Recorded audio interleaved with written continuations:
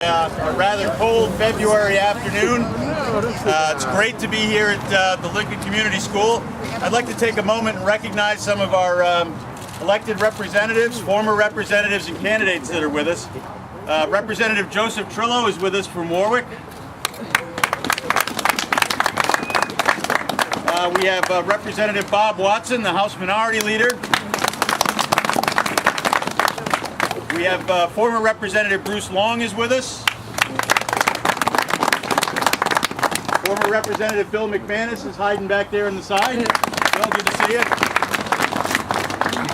We also have the Woonsocket Town Council President, or City Council President, John Ward. And we have Joseph Allman, the Town Administrator of the great town of Lincoln. Did I miss anyone besides the governor? Just trying to make sure. I also want to point out some of the candidates that we have running for office coming up. We've got Mark Sicaria, who's running for Congress from the 2nd Congressional District right back there. Eric Loughlin is here, who's running for Attorney General. Where are you, Eric? There you are. And John Robitaille, who's running for governor, is here. Yay, John!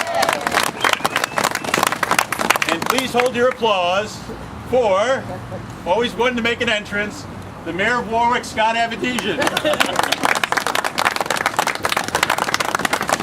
Thank you very much, Scott. Thanks for coming out.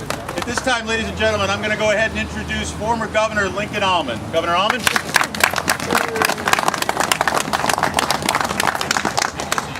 Thank you very, very much. Great to be back here.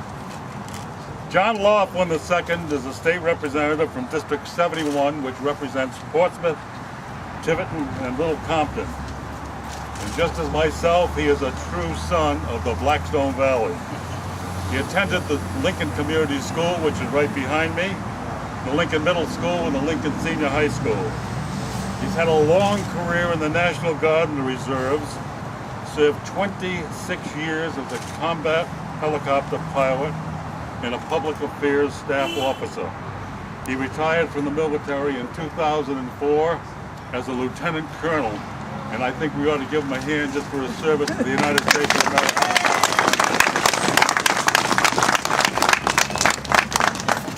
But after that, he went to the General Assembly, and he has been a strong advocate for the Rhode Island taxpayer and his constituents in his district.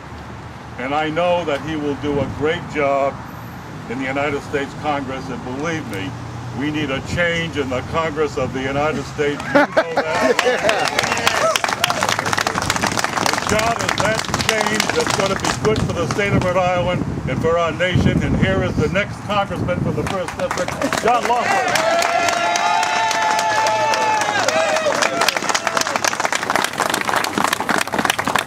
Thank you very much. Thank you, Governor Allman, for that kind introduction. And for your many years of service to our state, we're grateful for the leadership you've shown throughout your public career. To my wife, Susan, and our 2 daughters, Victoria and Carrie, who are with me here today, give them a round of applause. It may be cold outside, but your love warms my heart and sustains me in everything I do, and I wouldn't be here right now if it weren't for you. Welcome all of you to the former Lincoln Community School. Now it's now an office park, home to many different businesses, but when I was younger it was a small school that offered basically 1 class for each grade. It was here that I learned the enduring values that are uniquely American: love of family, hard work, patriotism, and what it means to be a free people concerned about fighting for liberty around the world. The path from these steps eventually took me to college and a 26-year career in the National Guard and Army Reserve. It was there I learned that while our strength of a nation starts at home and in our schools, it's preserved by a strong military consisting of the bravest and best trained soldiers in the world. Twice I've been called to active duty. Once on Christmas Day in 1995 to Germany and Bosnia-Herzegovina in support of Operation Joint Endeavor, and then again in 2003 to train units deploying to Iraq. I've witnessed firsthand the sacrifice and character of those who serve our fighting forces, the same sacrifice and character which has built and guided our country since its founding. So it is with deep love and appreciation for everything our country stands for, and for the people of Rhode Island, that I stand before you today to announce my candidacy for the United States Congress.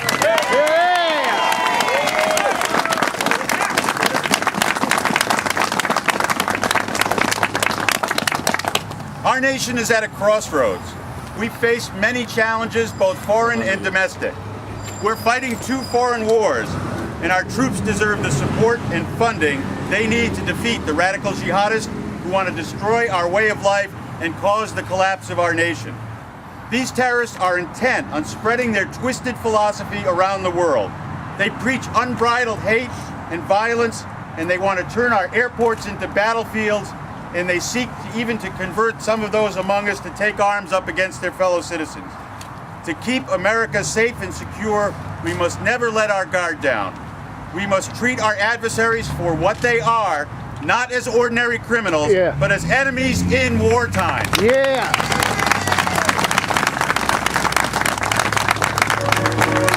Thank you. That means military justice, not civilian court trials where they're granted the right to remain silent and the right through legal processes to obtain secretive information. When it comes to terrorists, we should be getting information from them, not the other way around.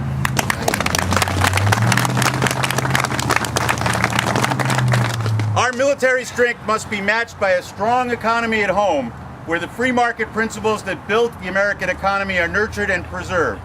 Government has a role to play, but it also has to know when to step out of the way. I believe a competitive America is one where taxes are low and spending is kept in check.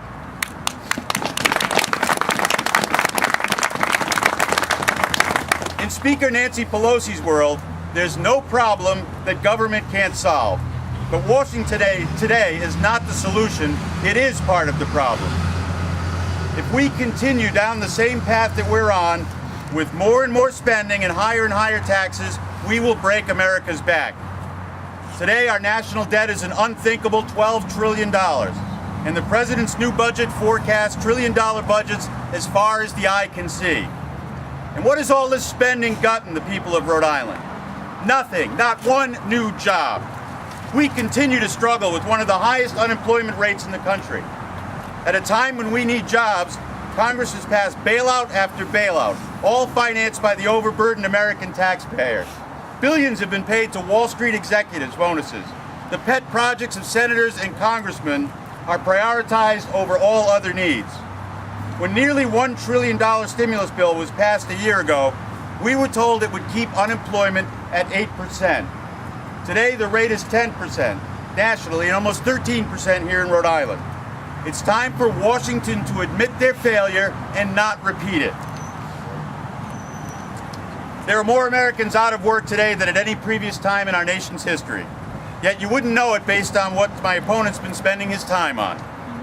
When we should have been focused on jobs, Congressman Patrick Kennedy was voting for a massive government takeover of our healthcare system that would have raised taxes, increased spending, and cut Medicare for our seniors. When we should have been focused on jobs, my opponent was voting for a cap-and-trade energy tax that would impose huge new costs on businesses and families throughout our state. Instead of extending a helping hand, my opponent has teamed up with Speaker Pelosi and her friends in Washington to throw us one anchor after another. Making matters worse, not better, has been their motto. It's time for a new start.